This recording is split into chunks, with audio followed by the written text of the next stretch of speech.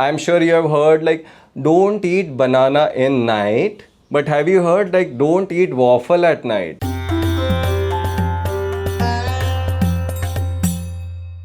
Hi, I'm Dev Purbia and welcome back to my channel Lost and Found. Navigating life made beautifully easy.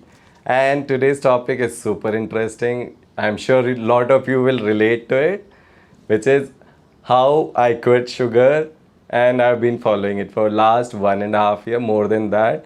So I'll be sharing my insights in terms of the journey I've had, what triggered me to quit sugar, and what kind of things I eat now, and a lot of tips. So stick till the end. So let's say most of us face challenge during lockdown. Like lockdown was the time where our eating habits went haywire, and I faced the same.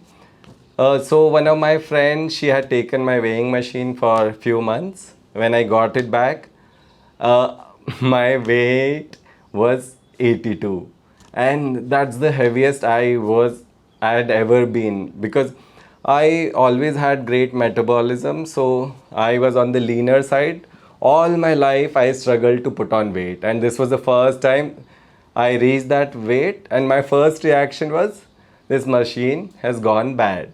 So imagine, like, that was the first reaction I had, and my habits did not change instantly. This was a shocker, like the first shocker I got.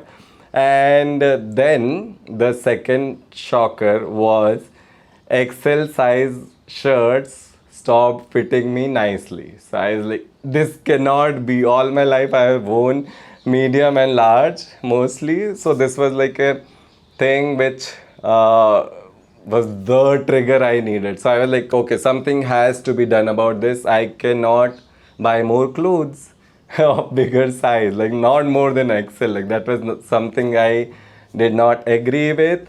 So this is my approach, which you might have seen in previous videos also. Whenever you reach a problem state, then take a step back, and then what can you change about it. So I decided, first thing which I noticed was I was consuming a lot of sugar. So there were a lot of hot chocolate, there was a lot of waffles with Nutella.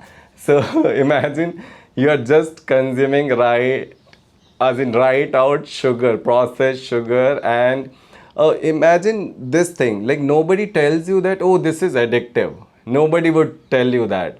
Like I'm sure you have heard like don't eat banana in night, but have you heard like don't eat waffle at night? Like waffle is so many calories, right? And I'm sure people will tell you don't eat dates, they are high in calories. But how many calories waffles has? Like who knows, right?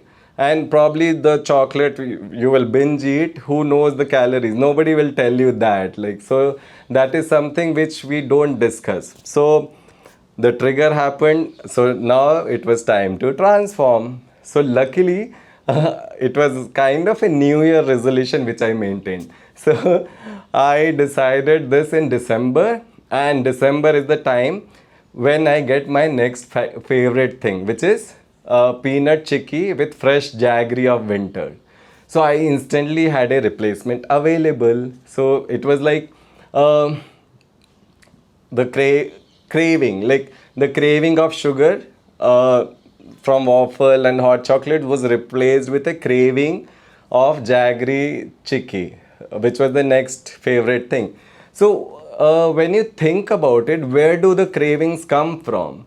So in my case, I realized one was lack of sleep, and there was second thing which was if I'm anxious about something, like ish photo shoot I wish to do, I'm getting or not getting. And also, as I had mentioned in my last video, that social media can also cause anxiety and a feeling of lack for you. So what you do, you pop a chocolate in your mouth and you feel happier for that instant.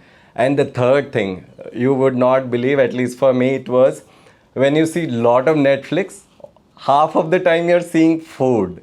So when you see Emily in Paris, you will see some nice food. If you see some reality TV shows, there is food bombarded and subconsciously you crave for it. Like I've had this feeling like I'm watching Netflix in night and I would be like, okay, I'm craving waffle now. So this had happened to me in past.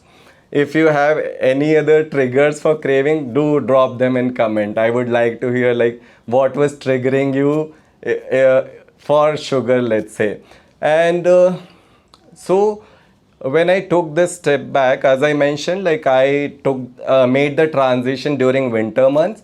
So I replaced my sugar craving to jaggery and peanut chicky. Like they are the yummiest. You should try the winter chicky. So now the problem was I could eat about 250 grams in a sitting.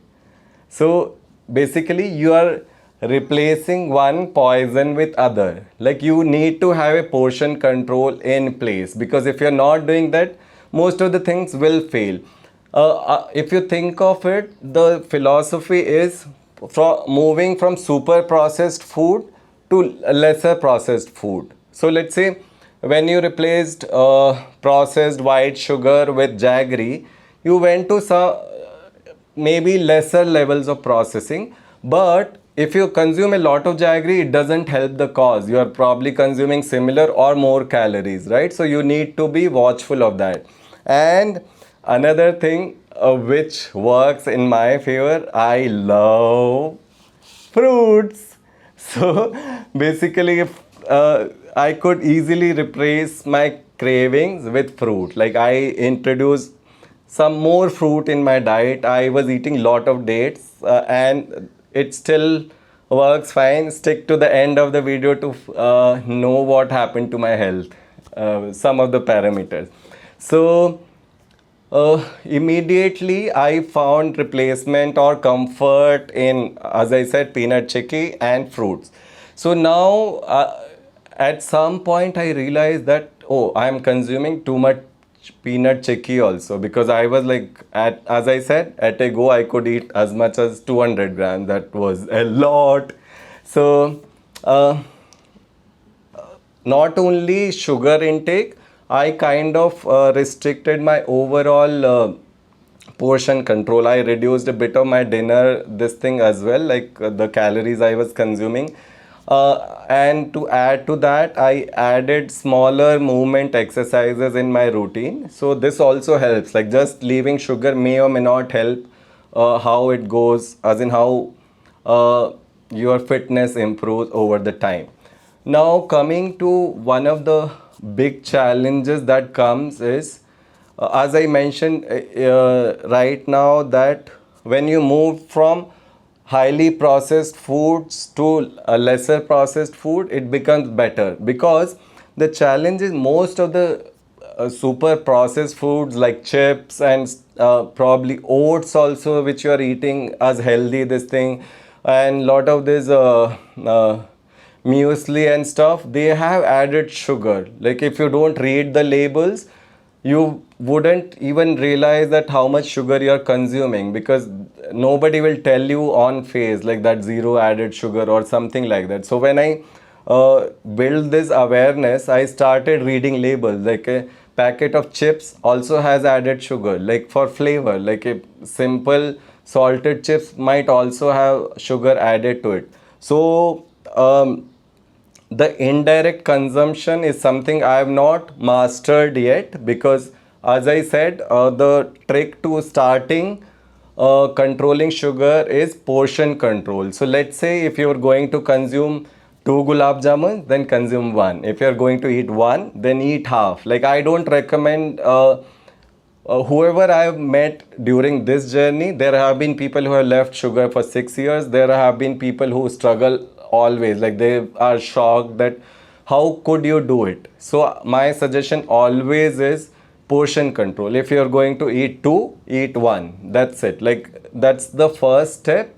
And what that does to you is give you a sense of control. Like once you have that, you wouldn't believe it extends to different areas of your life. Once you have controlled one thing, it will spread out to other things as well. Like it gives you that thing that I can do it. So just try it out, maybe for a week. Just try reducing portions as well. So as I said, like lot of processed foods also have added sugar. So start reading labels from now. Like you can try to reduce that intake.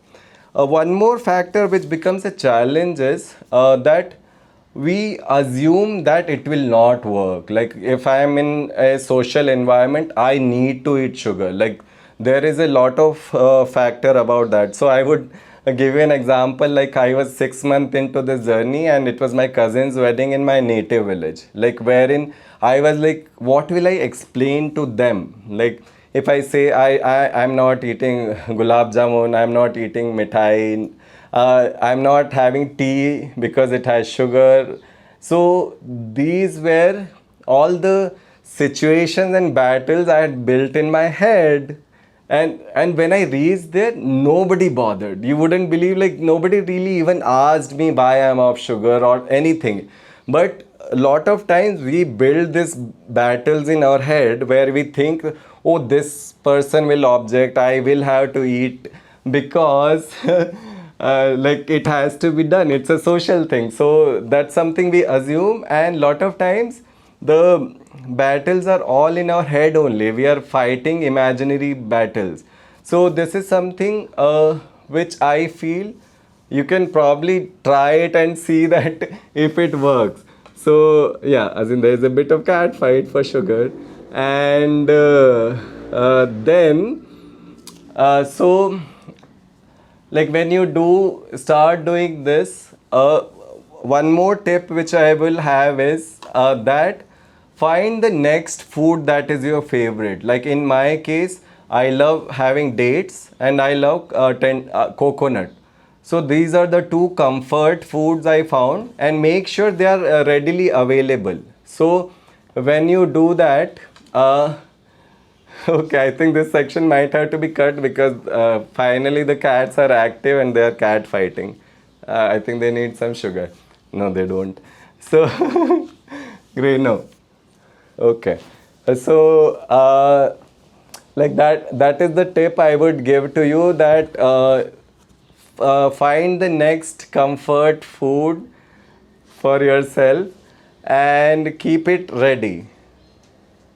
So, that is something I would recommend. And also, coming to the changes that it has brought to my life. So for the first time in my life, I've always had high cholesterol. Like I lead a very healthy lifestyle generally. Like I don't really have cold drinks. I don't prefer processed food, but still my cholesterol was high throughout my life. And after this 1 year of leaving sugar, finally my cholesterol was under 200, which was an achievement in itself. Like because I have struggled with cholesterol all through, like at least 15 years that I've known. So it has reduced quite a bit. And as I mentioned, like you need to accompany this with exercise and stuff as well. Like just leaving sugar may not really help you. So yeah, as in let's see if I have inspired you for a sugar-free week. So you could start trying it for a week, and that might extend to a 21 days or more. So just drop in a comment that when you do it and if I inspired you. So thank you so much for hearing me out and my journey. And yeah, usual like, comment, subscribe. Thank you.